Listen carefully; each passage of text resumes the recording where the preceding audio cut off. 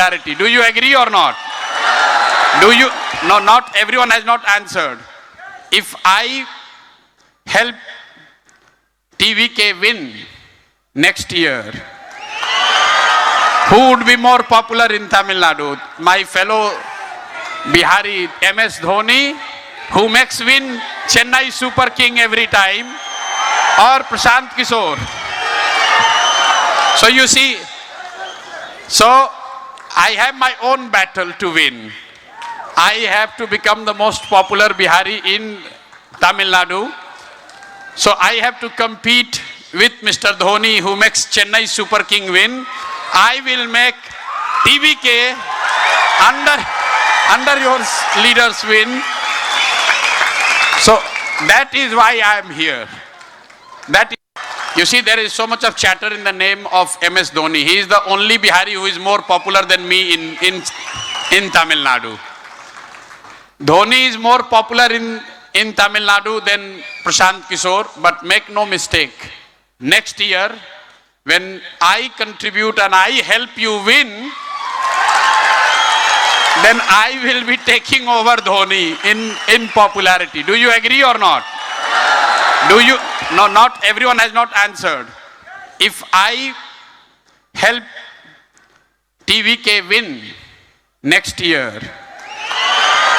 who would be more popular in Tamil Nadu? My fellow Bihari MS Dhoni, who makes win Chennai Super King every time, or Prashant Kishore?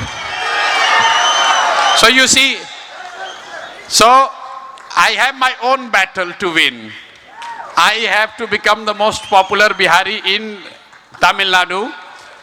So I have to compete with Mr. Dhoni, who makes Chennai Super King win. I will make TVK under your leaders win. So that is why I am here. That is, you see, there is so much of chatter in the name of MS Dhoni. He is the only Bihari who is more popular than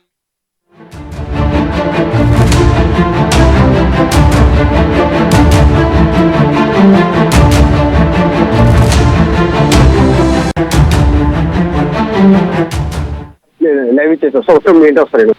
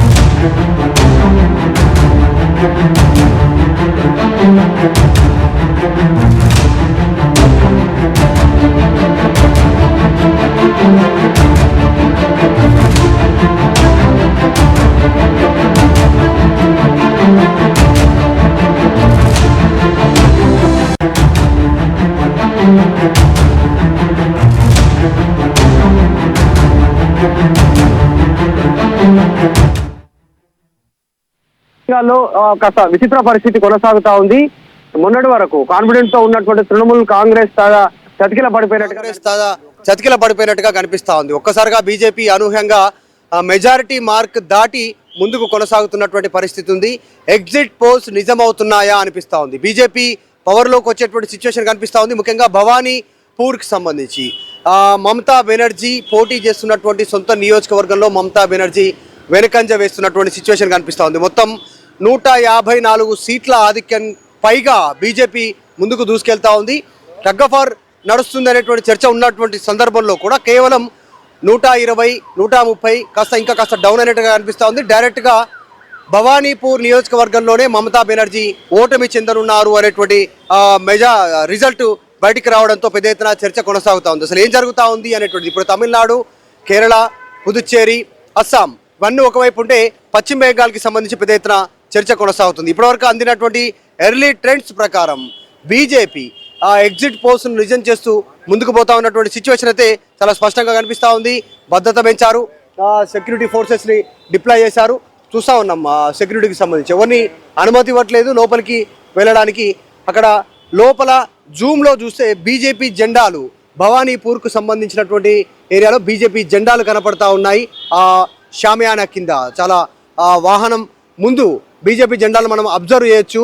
పువ్వు గుర్తుతో ఉన్నటువంటి BJP జెండాలు కనపడుతుండడం, అక్కడ కాస్త కోలాహలం ఉన్నటువంటి పరిస్థితి ఉంది. దాదాపు ఒక క్లారిటీకి వస్తూ ఉన్నారు. బీజేపీ స్టేట్లో అధికారంలోకి వస్తుందనేటువంటి ఒక అభిప్రాయాన్ని బీజేపీ నాయకులు చెప్తా ఉన్నటువంటి సిచ్యువేషన్ ఉంది. సో ఓవరాల్గా పశ్చిమ బెంగాల్లో ప్రస్తుతం ఉన్నటువంటి ట్రెండ్స్ ఉన్నటువంటి ఫలితాలు ఇప్పటివరకు వెలువడినటువంటి ఫలితాలను చూస్తూ ఉంటే పశ్చిమ బెంగాల్లో బీజేపీ అధికారం చేపట్టనుంది అనేటువంటి ఒక సిచ్యువేషన్ కనిపిస్తూ ఉంది. ఒకటి, గతంలో కమ్యూనిస్టులు బీజేపీని గెలిపించారు. మమతా బెనర్జీ పైన కోపంతో కమ్యూనిస్టు పార్టీ లేకుండా కుట్ర చేశారు. అప్పుడు వారిపైన పూర్తి స్థాయిలో దృష్టి పెట్టి లేకుండా చేశారు.